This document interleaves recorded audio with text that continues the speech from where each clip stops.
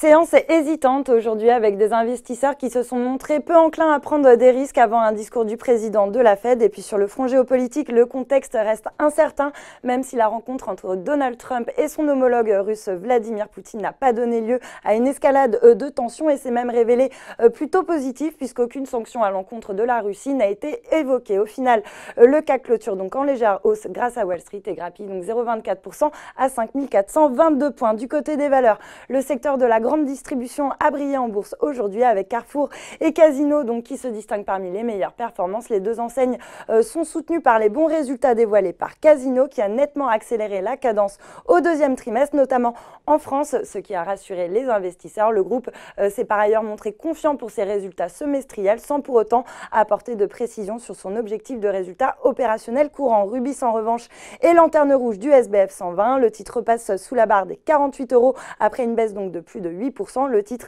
est plombé par une note d'Exane BNP Paribas qui a dégradé son conseil de 2 crans sur le spécialiste de la distribution et du stockage de produits pétroliers. Le bureau d'analyse prédit désormais un recul du bénéfice en raison de difficultés dans le stockage et de l'exposition à l'Iran, même si celle-ci est jugée faible. Et puis après une hausse du titre de plus de 50% en 2017, eh bien l'action s'inscrit désormais en baisse de 18% depuis le début de l'année. Publicis s'inscrit également dans le rouge, plombé par les résultats de son comparable américain Omnicom Group qui a publié un bénéfice du deuxième trimestre supérieur aux attentes, mais le titre est sanctionné par une croissance organique jugée décevante. Lanterne rouge sur le CAC, Orange était affaibli par un abaissement de sa recommandation par Citi qui passe d'acheter à neutre sur la valeur. Les investisseurs justifient leur dégradation en soulignant la concurrence féroce en France sur la téléphonie mobile et fixe ainsi que les importantes dépenses d'investissement auxquelles l'opérateur doit faire face. Et puis dans le même secteur, Iliad, la maison mère de Free, redonne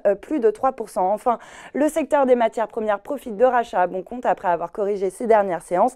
Eramet reprend par exemple 3,6%, Technip s'adjuge 1,16% et Arkema 2,65%. Voilà, c'est tout pour ce soir, mais n'oubliez pas toute l'actu éco et finance est sur Boursorama.